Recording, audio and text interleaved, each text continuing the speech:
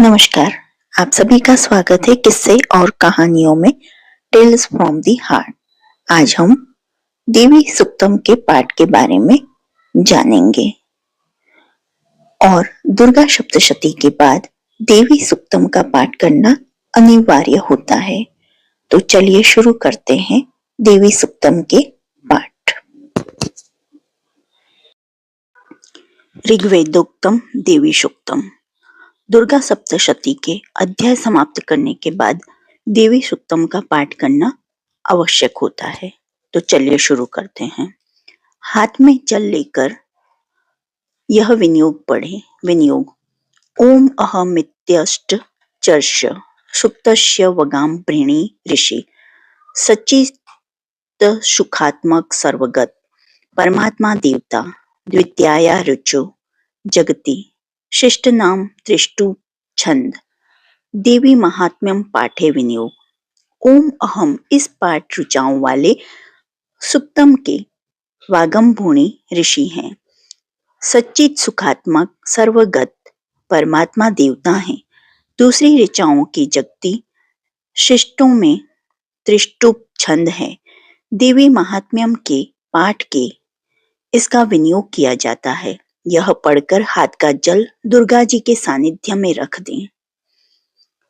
ध्यान करें। जो सिंह की पीठ पर विराजमान है, जिनके मस्तक पर चंद्रमा का मुकुट है, जो मरकत मणि के समान कांति वाली हैं, अपनी चार भुजाओं में शंख, चक्र, धनुष और बाण धारण करती हैं, तीन नेत्रों से सुशोभित हैं, जिनके भिन्न भिन्न अंग बांधे हुए हैं, बाजूबंद, हार, कड़कण, खनखनाती हुई करधनी और रुंझुन करते हुए नुपुरों से विभूषित है, तथा जिनके कानों में रत्न जटित कुंडल झिलमिलाते रहते हैं, वे भगवती दुर्गा हमारी दुर्गति दूर करने वाली हैं। देवी सुक्तम। महर्षि अम्ब्रुण की कन्या का नाम वाक था। वह बड़ी ब्रह्म ज्ञानिनी थी। उसने देवी के साथ अभिन्नता प्राप्त कर ली थी। उसी के ये उदार हैं। मैं सच्चिदानंदमयी सर्वोत्तम माँ देवी रुद्र, वसु, आदित्य तथा विश्व देवगणों के रूप में विचरती हूँ। मैं ही मित्र और वरुण दोनों को, इंद्र और अग्नि को तथा दोनों अश्विनी कुमारों को धारण करती हूँ। मैं ही शत्रुओं के नाशक, आकाशचारी देवता सोम को, त्वष्टा प्रजापति को तथा पूषा और भग को भी धारण करती हूँ। जो हविष्य से संपन्न हो, देवताओं को उत्तम हविष्य की प्राप्ति कराता है तथा उन्हें सोमरस के द्वारा तृप्त करता है, उस यजमान के लिए मैं ही उत्तम यज्ञ का फल और धन प्रदान करती हूँ। मैं संपूर्ण जगत की अधीश्वरी, अपने उपासकों को धन की प्राप्ति कराने वाली, साक्षात करने योग्य पर ब्रह्मा को अपने से अभिन्न रूप में जानने वाली और पूजनीय देवताओं में प्रधान हूँ। मैं प्रपंच रूप से अनेक भावों में स्थित हूँ। संपूर्ण भूतों में मेरा प्रवेश है। अनेक स्थानों में रहने वाले देवता जहाँ कहीं जो कुछ भी करते हैं, वह सब मेरे लिए करते हैं।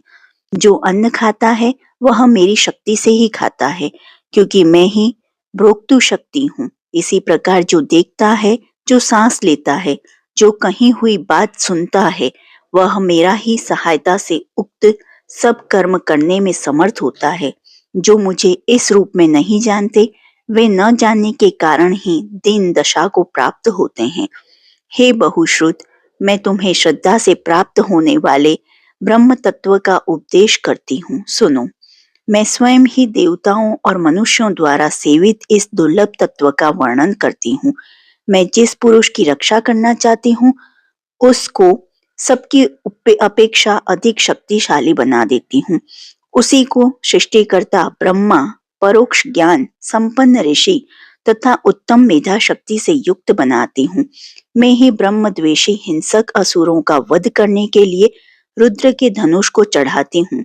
मैं ही शरणागत जनों की रक्षा के लिए शत्रुओं से युद्ध करती हूँ तथा अंतर्यामी रूप से पृथ्वी और आकाश के भीतर व्याप्त रहती हूँ। मैं ही इस जगत के पिता रूप आकाश को सर्वाधिष्ठान स्वरूप परमात्मा के ऊपर उत्पन्न करती हूँ। समुद्र संपूर्ण भूतों के उत्पत्ति स्थान परमात्मा, मैं तथा जल बुद्धि की व्यापक वृत्तियों में मेरे कारण कारण स्वरूप चैतन्य ब्रह्म की स्थिति है। अतएव मैं समस्त भुवनों में व्याप्त रहती हूँ तथा उस स्वर्ग लोक का भी अपने शरीर से स्पर्श करती हूँ। मैं कारण रूप से जब समस्त विश्व की रचना आरंभ करती हूँ, तब दूसरों की प्रेरणा के बिना स्वयं की वायु की भांति चलती हूँ। स्वेच्छा ही कर्म में प्रवृत्त होती हूँ। मैं पृथ्वी और आकाश दोनों से परे हूँ। अपनी महिमा से ही मैं ऐसी हूँ। इति ऋग्वेद देवी सूक्तम समाप्त। तंत्रोक्त देवी सूक्तम। देवता बोले, देवी को नमस्कार है। महादेवी, शिवा को सर्वदा नमस्कार है। प्रकृति एवं भद्रा को प्रणाम है। हम लोग नियम पूर्वक जगदम्बा को नमस्कार करते हैं। रौद्रा को नमस्कार है। नित्या गौरी एवं धात्री को बारंबार नमस्कार है। ज्योत्सनामयी चंद्र रूपिणी एवं सुख स्वरूपा देवी को सतत प्रणाम है। शरणागतों का कल्याण करने वाली वृद्धि एवं सिद्धि रूपा देवी को हम बारंबार नमस्कार करते हैं। नए रीति राक्षसों की लक्ष्मी, राजाओं की लक्ष्मी तथा शर्वाणी शिव पत्नी स्वरूपा आप जगदम्बा को बार बार नमस्कार है। दुर्गा, दुर्ग पारा, दुर्गम संकट से पार उतरने वाली, सारा, सबकी सारा भूता, सर्वकारिणी ख्याति कृष्णा और धूम्रा देवी को सर्वदा नमस्कार है। अत्यंत सौम्य तथा अत्यंत रौद्र रूपा देवी को हम नमस्कार करते हैं। उन्हें हमारा बारंबार प्रणाम है। जगत की आधारभूता कृति देवी को बारंबार नमस्कार है। जो देवी सब प्राणियों में विष्णु माया के नाम से कही जाती है, उनको नमस्कार है, उनको नमस्कार है, उनको बारंबार नमस्कार है। जो देवी सब प्राणियों में चेतना कहलाती है, उनको नमस्कार है, उनको नमस्कार है, उनको बारंबार नमस्कार है। जो देवी सब प्राणियों में बुद्धि रूप से स्थित है, उनको नमस्कार है, उनको नमस्कार है, उनको बारंबार नमस्कार है। जो देवी सब प्राणियों में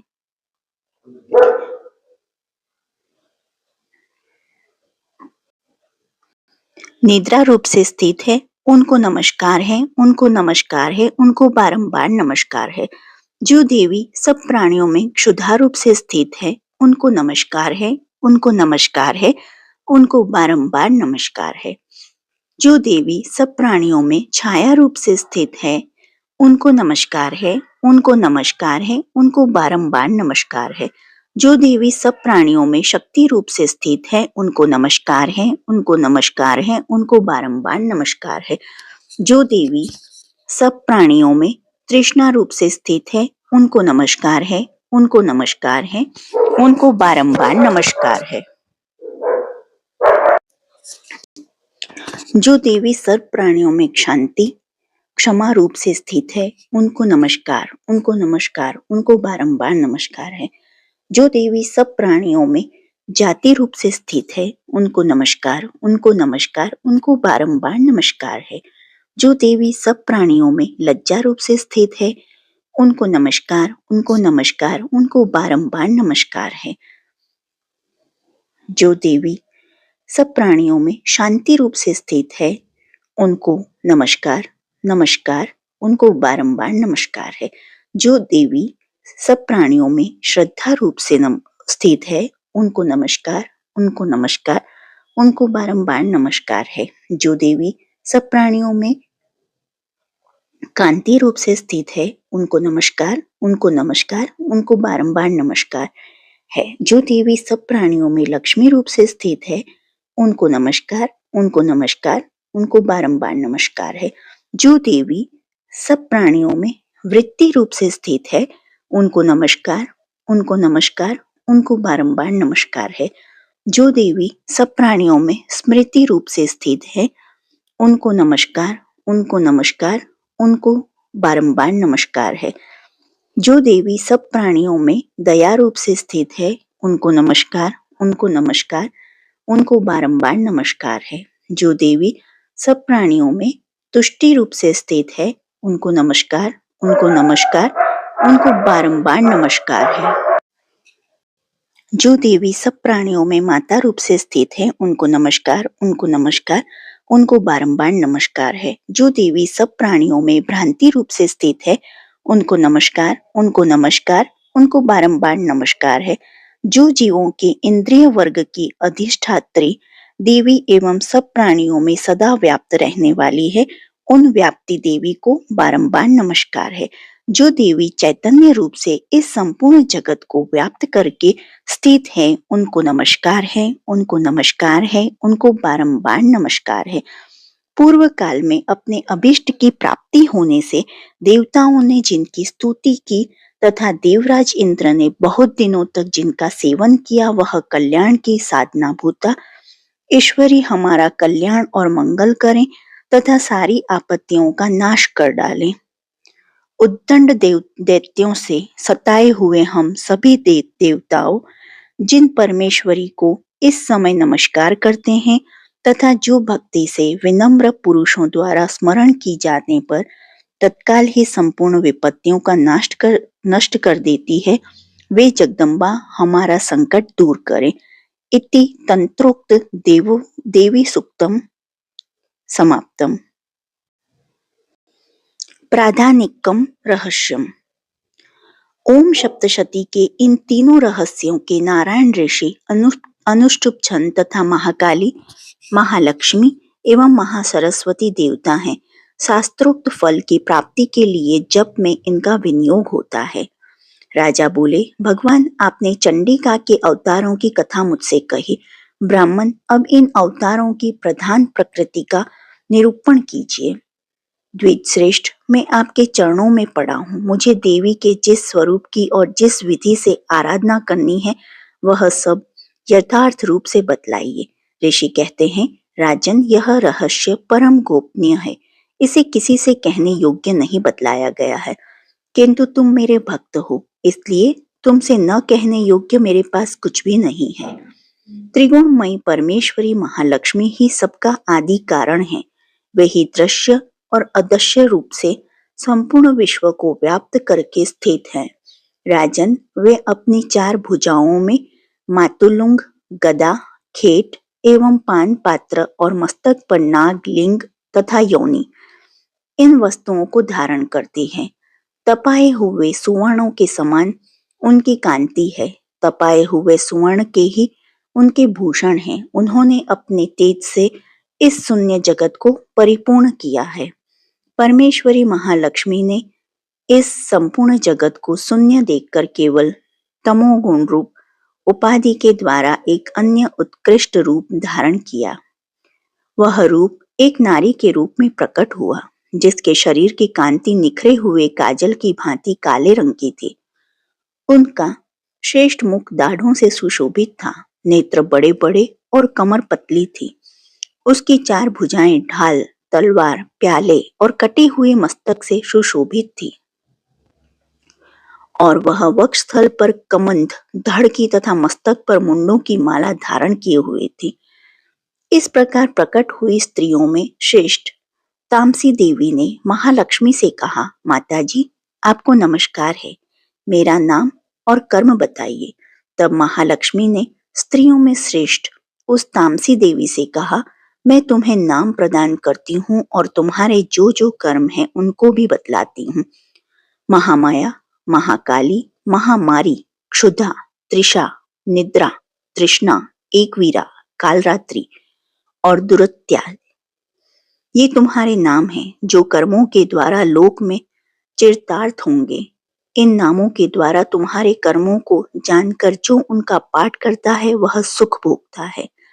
राजन, महाकाली से यूं कहकर महालक्ष्मी ने अत्यंत शुद्ध सत्व गुण के द्वारा दूसरा रूप धारण किया, जो चंद्रमा के समान गौर वर्ण था।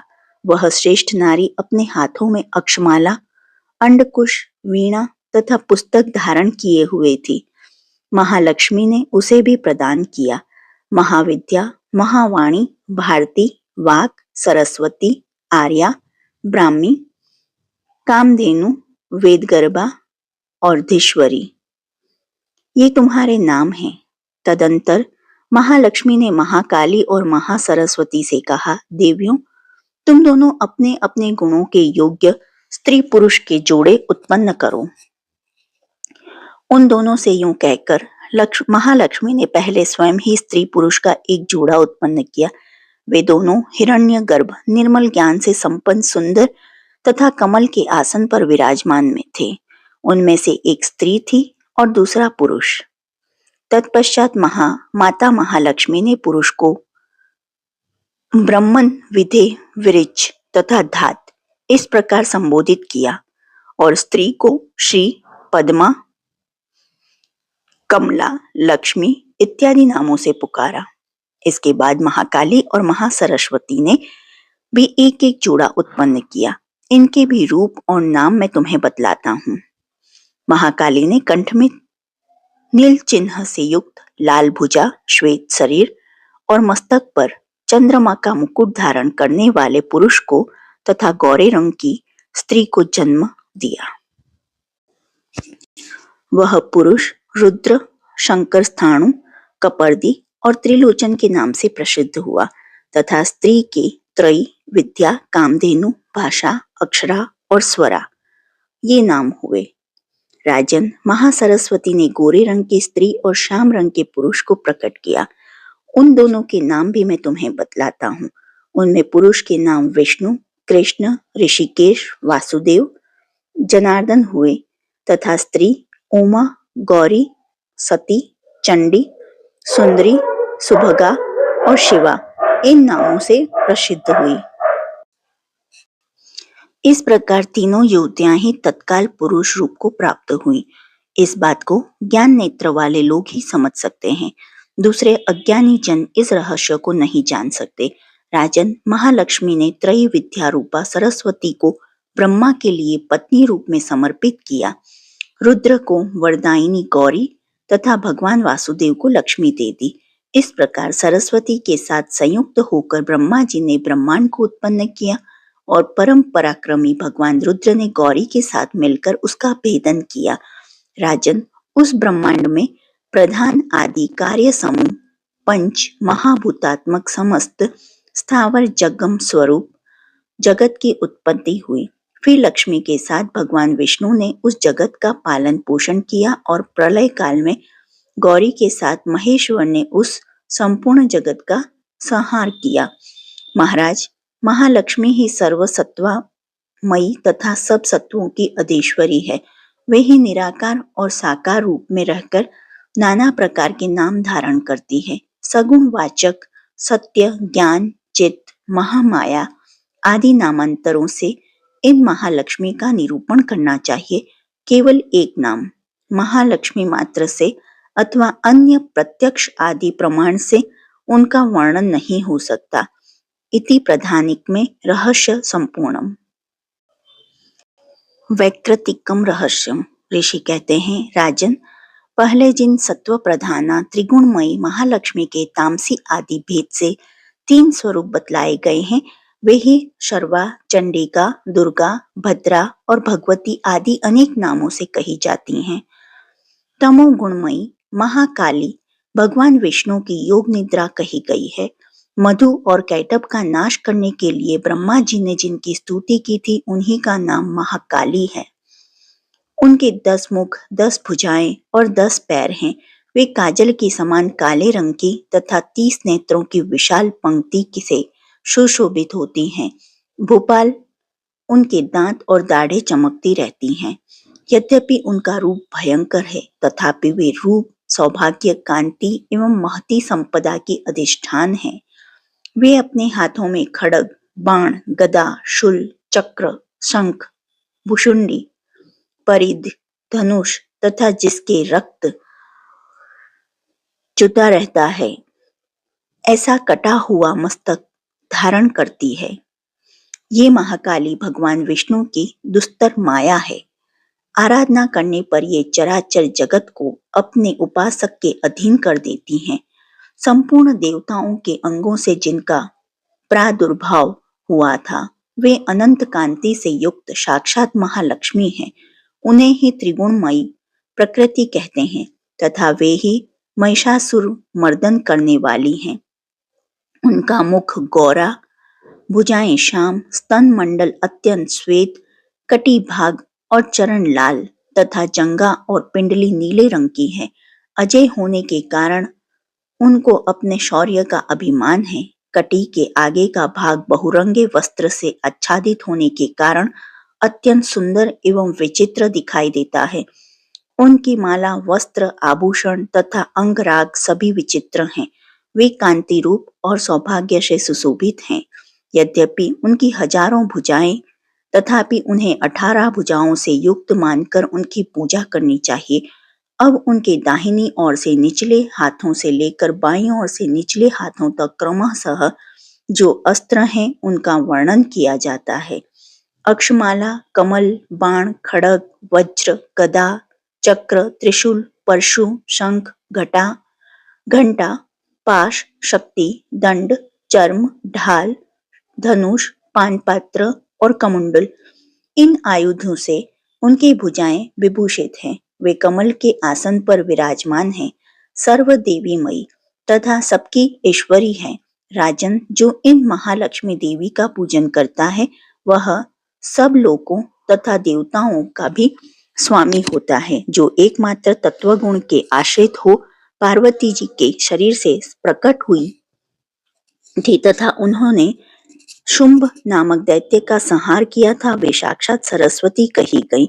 पृथ्वी पते उनके 8 भुजाएं हैं तथा वे अपने हाथों में क्रमशः बाण, मूसल, शूल, चक्र, शंख, घंटा, हल एवं धनुष धारण करती हैं। ये सरस्वती देवी जो निशुंभ का मर्दन तथा शुंभासुर का संहार करने वाली हैं, भक्ति पूर्वक पूजित होने पर सर्वज्ञता प्रदान करती हैं। राजन, इस प्रकार तुमसे महाकाली आदि तीनों मूर्तियों के स्वरूप बतलाए। जब जगन माता महालक्ष्मी तथा इन महाकाली आदि तीनों मूर्तियों के पृथक पृथक उपासना श्रवण करो। जब महालक्ष्मी की पूजा करनी हो तब उन्हें मध्य में स्थापित करके उनके दक्षिण और वाम भाग में क्रमशः महाकाली और महासरस्वती का पूजन करना चाहिए और पृष्ठ भाग में तीनों युगल देवताओं की पूजा करनी चाहिए। महालक्ष्मी के ठीक पीछे मध्य भाग में सरस्वती के साथ ब्रह्मा का पूजन करें तथा वाम भाग में लक्ष्मी सहित विष्णु का पूजन करें। महालक्ष्मी आदि तीनों देवियों के सामने निम्नांकित 3 देवियों की भी पूजा करनी चाहिए। मध्यस्थ महालक्ष्मी के आगे मध्य भाग में 18 भुजाओं वाली महालक्ष्मी का पूजन करें। उनके वाम भाग में 10 मुखों वाली महाकाली का तथा दक्षिण भाग में 8 भुजाओं वाली महासरस्वती का पूजन करें। राजन, जब केवल 18 भुजाओं वाली महालक्ष्मी का अथवा 10 मुखी काली का या अष्टभुजा सरस्वती का पूजन करना हो तब सब अरिष्टों की शांति के लिए इनके दक्षिण भाग में काल की और वाम भाग में मृत्यु की भी भली भांति पूजा करनी चाहिए। जब शुंभासुर का संहार करने वाली अष्टभुजा देवी की पूजा करनी हो तब उनके साथ उनकी 9 शक्तियां और दक्षिण भाग में रुद्र एवं वाम भाग में गणेश जी का भी पूजन करना चाहिए। ब्राह्मी, महेश्वरी, कौमारी, वैष्णवी, वाराही, नारसिंही, इंद्री, शिवदूती तथा चामुंडा, ये 9 शक्तियां, 9 देवियां इस स्त्रोत के महालक्ष्मी जी की पूजा करनी चाहिए तथा उसके 3 अवतारों की पूजा के समय उनके चरित्रों में जो स्तोत्र और मंत्र आए हैं उन्हीं का उपयोग करना चाहिए। 18 भुजाओं वाली महासुर मर्दिनी महालक्ष्मी ही विशेष रूप से पूजनीय हैं, क्योंकि वे ही महालक्ष्मी, महाकाली तथा महासरस्वती कहलाती हैं। वही पुण्य पापों की अधीश्वरी तथा संपूर्ण लोकों की महेश्वरी हैं।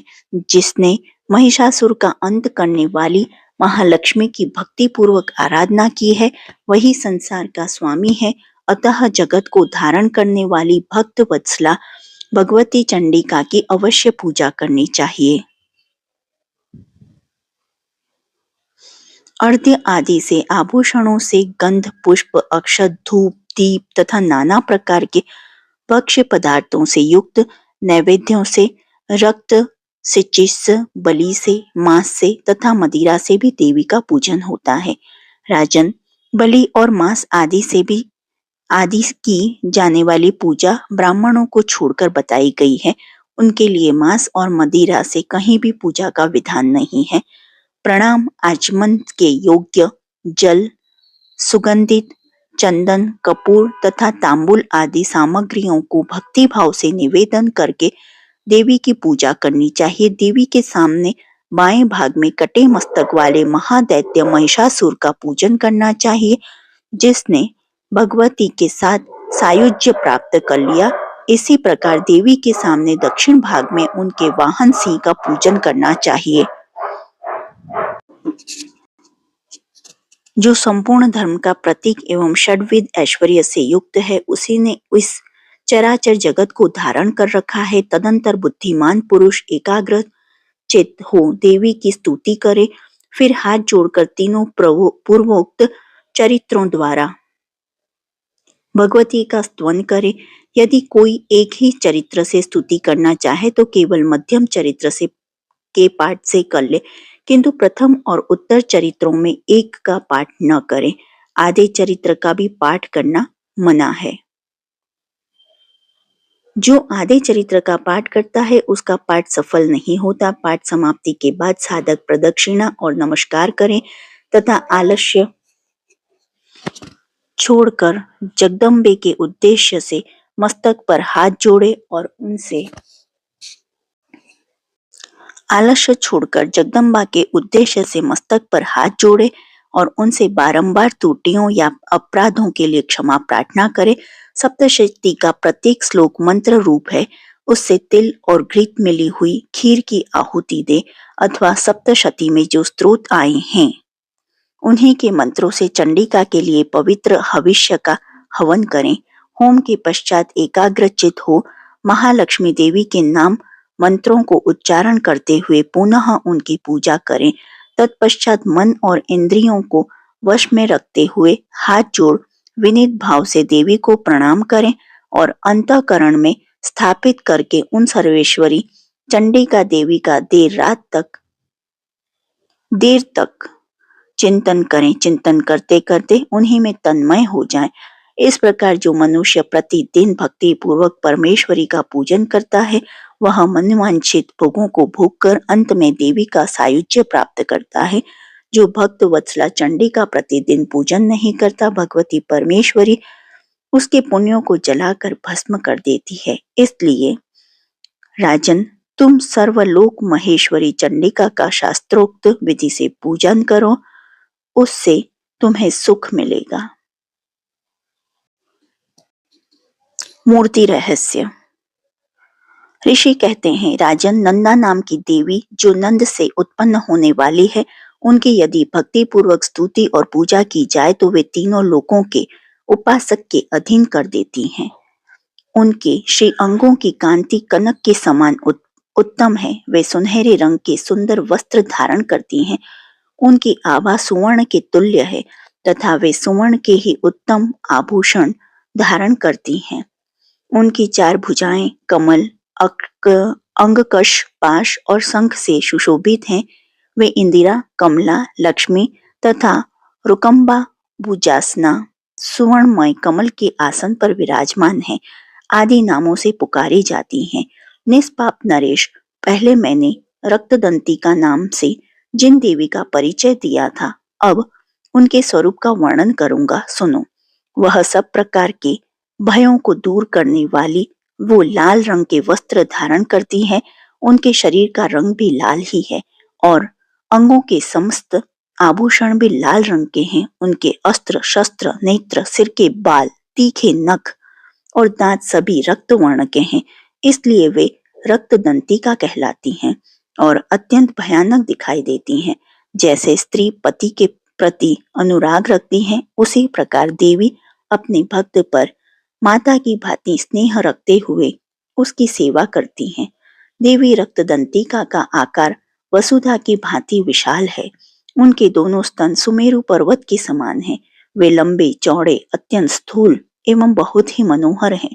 कठोर होते हुए भी अत्यंत कमनीय हैं तथा पूर्ण आनंद के समुद्र हैं।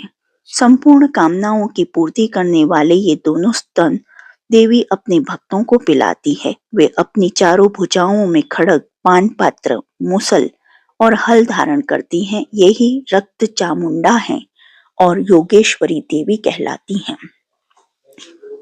इनके द्वारा संपूर्ण चराचर जगत व्याप्त है। जो इन रक्त दंतिका देवी का भक्ति पूर्वक पूजन करता है वह भी चराचर जगत में व्याप्त होता है।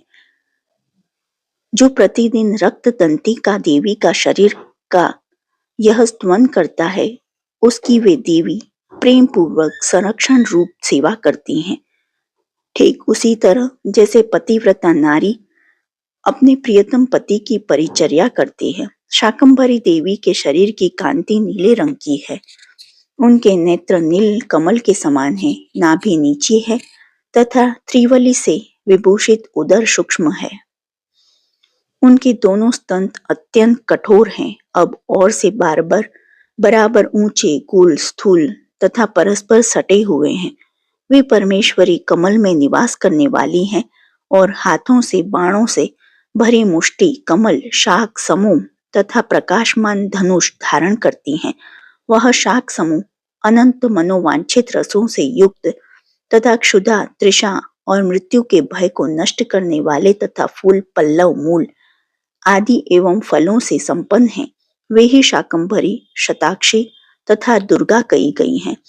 वे शोक से रहित, दुष्टों का दमन करने वाली तथा पाप और विपत्ति को शांत करने वाली उमा, गौरी, सती, चंडी, कालिका और पार्वती भी वे ही हैं। जो मनुष्य शाकंभरी देवी की स्तुति, ध्यान, जप, पूजा और वंदन करता है वह शीघ्र ही अन्न, पान एवं अमृत रूप अक्षय फल का भागी होता है। भीमा देवी का वर्ण भी नील है। उनकी दाढ़ें और दांत चमकते रहते हैं। उनके नेत्र बड़े बड़े हैं। स्वरूप स्त्री का, स्तन गोल गोल और स्थूल है। वे अपने हाथों से चंद्रहास नामक खड्ग, डमरू, मस्तक और पान पात्र धारण करती हैं। वे ही एक वीरा, कालरात्रि और कामदा कहलाती हैं और इन नामों से प्रशंसित होती हैं। ब्राह्मणी देवी की कांति विचित्र है। वे अपने तेजोमंडल के कारण दुर्धर्ष दिखाई देती हैं। उनका अंगराग भी अनेक रंग का है तथा वे चित्र विचित्र आभूषणों से विभूषित हैं। चित्र, भ्रमरपाणी और महामारी आदि नामों से उनकी महिमा का गान किया जाता है। राजन, इस प्रकार जगन माता चंडिका देवी की ये मूर्तियां बतलाई गई हैं जो कीर्तन करने पर कामधेनु के समान संपूर्ण कामनाओं को पूर्ण करती हैं। यह परम गोपनीय रहस्य है। इसे तुम्हें दूसरे किसी को नहीं बतलाना। दिव्य मूर्तियों का यह आख्यान मनोवांछित फल देने वाला है। इसलिए पूर्ण प्रयत्न करके तुम निरंतर देवी के जप में लगे रहो। सप्तशती शती के मंत्रों के पाठ मात्र से मनुष्य 7 जन्मों में उपर्जित ब्रह्म हत्या सदर्श घोर पातकों एवं समस्त कल्मेशों से मुक्त हो जाता है। इसलिए मैंने पूर्ण प्रयत्न करके देवी के गोपनीय भी अत्यंत गोपनीय ध्यान का वर्णन किया है जो सब प्रकार से मनोवांछित फलों को देने वाला है। उनके प्रसाद से तुम सर्वमान्य हो जाओगे। देवी सर्वरूपी मई तथा संपूर्ण जगत देवीमय, अतः मैं उन विश्वरूपा परमेश्वरी को नमस्कार करता हूँ। अंत में क्षमा प्रार्थना। परमेश्वरी, मेरे द्वारा रात दिन सहस्त्रों अपराध होते रहते हैं। यह मेरा दास है, यूं समझकर मेरे उन अपराधों को तुम कृपा पूर्वक क्षमा करो। परमेश्वरी, मैं आह्वान नहीं करना जानती, विसर्जन करना नहीं जानती तथा पूजा करने का ढंग भी नहीं जानती। क्षमा करो। देवी सुरेश्वरी, मैंने जो मंत्रहीन, क्रियाहीन, भक्तिहीन पूजन किया है वह सब आपकी कृपा से पूर्ण हो। सैकड़ों अपराध करके भी जो तुम्हारी शरणों में जा जगदम्बे कहकर पुकारता है उसे वह गति प्राप्त होती है जो ब्रह्मादि देवताओं के लिए भी सुलभ नहीं है। जगदम्बे के मैं अपराधी हूँ, किंतु तुम्हारी शरण में आई हूँ। इस समय दया का पात्र हूँ, तुम जैसा चाहो करो। देवी परमेश्वरी, अज्ञान से, भूल से अथवा बुद्धि भ्रांत होने के कारण मैंने जो न्यूनता अधिकता कर दी है, वह क्षमा करो और प्रसन्न हो।